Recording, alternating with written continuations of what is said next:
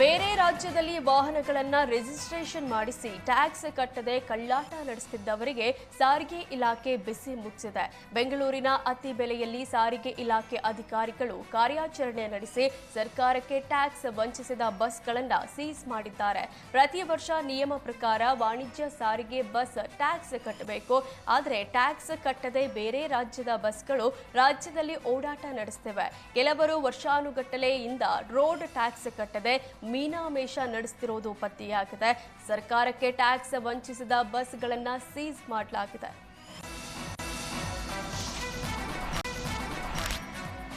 ನಿರಂತರ ಭೂಕಂಪನದಿಂದ ವಿಜಯಪುರ ಜಿಲ್ಲೆಯ ಜನರು ಬೆಚ್ಚಿಬಿದ್ದಿದ್ದಾರೆ. 4 ತಾಲೂಕಿನಲ್ಲಿ 2 ತಿಂಗಳಿನಿಂದ 9 ಬಾರಿ ಭೂಕಂಪನ ಸಂಭವಿಸಿದೆ. ವಿಜಯಪುರ, ತಿಕೋಟ, ಬಸವನ ಬಾಗೇವಾಡಿ, ಸಿಂದಗಿ ತಾಲೂಕುಗಳು ಭೂಕಂಪನ ಕೇಂದ್ರವಾಗಿವೆ. ನಿನ್ನೆ ಒಂದೇ ದಿನ 2 ಬಾರಿ ಭೂಕಂಪನದ ಅನುಭವ ಆಗಿದೆ. ಸರಣಿ ಭೂಕಂಪನದಿಂದ ಜಿಲ್ಲೆಯ ಜನರು ಆತಂಕಗೊಂಡಿದ್ದಾರೆ. ಬಾರ್ನಲ್ಲಿ ಕ್ಷುಲ್ಲಕ ಕಾರಣಕ್ಕೆ ಕಿಡಿಗೇಡಿಗಳು ಇಬ್ಬರಿಗೆ ಚೂರಿ ಹಿಡಿದಿದ್ದಾರೆ. ಮಂಗಳೂರು ಹೊರವಲಯದ ಸೂರತ್ಕಲ್ನ ದೀಪಕ್ ಬಾರ್ನಲ್ಲಿ ಘಟನೆ ನಡೆದಿದೆ.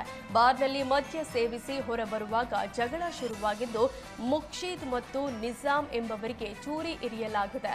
Rowdy sheeter Gururaj, Alex, Santosh, Sushant, Nitin ಚೂರಿ ಇರಿದಿದ್ದಾರೆ. ಪೊಲೀಸರು ಪ್ರಕರಣ ದಾಖಲಿಸಿಕೊಂಡು ಆರೋಪಿಗಳಿಗೆ ಶೋಧ ನಡೆಸುತ್ತಿದ್ದಾರೆ.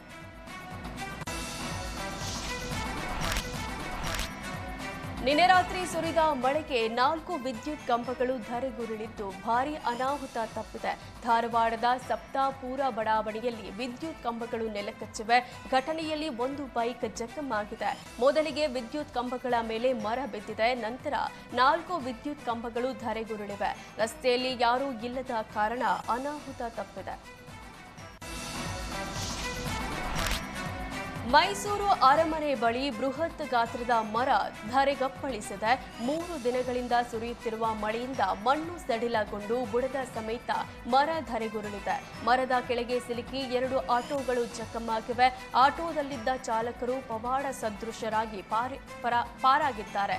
ಸ್ಥಳಕ್ಕೆ ದೇವರಾಜ ಠಾಣೆ ಪೊಲೀಸರು ಭೇಟಿ ನೀಡಿ ಪರಿಶೀಲಿಸಿದರು. ವಾಯುಭಾರ ಕುಸಿತದಿಂದ ಸುರಿಯುತ್ತಿರುವ ಮಳೆ ಉಡುಪಿಯಲ್ಲಿ ಸಾಲು ಸಾಲು ಅವಾಂತರ ಸೃಷ್ಟಿಸಿದೆ. ಕಟಾವಿಗೆ ಸಿದ್ಧವಾಗಿದ್ದ ಭತ್ತದ ಬೆಳೆ ನೀರು ಪಾಲಾಗ್ತಿದೆ. ಕಳೆದ 5.5 ತಿಂಗಳಿಂದ ನಿರಂತರ ಸುರಿಯುತ್ತಿರುವ ಮಳೆ ಕರಾವಳಿಯ ಭತ್ತ ಬೆಳೆಗಾರರ ನಿದ್ದೆಗೆಡಿಸಿದೆ. ಇನ್ನೊಂದೆಡೆ ಕಟಾವು ಮಾಡಿದ ಭತ್ತವನ್ನ ಬಿಸಿಲಿಗೆ ಒಣಗಿಸಲು ರೈತರು ಸಾಹಸ ಪಡ್ತಿದ್ದಾರೆ. 3-4 ದಿನಗಳ ಕಾಲ ಮಳೆ ಮುಂದುವರಿಯುತ್ತೆ ಅಂತ ಹವಾಮಾನ ಇಲಾಖೆ ತಿಳಿಸಿದೆ. ರೈತರು ತಲೆಯ ಮೇಲೆ ಕೈ ಹೊತ್ತು ಕುಳಿತುಕೊಳ್ಳುವಂತೆ ಮಾಡಿದೆ.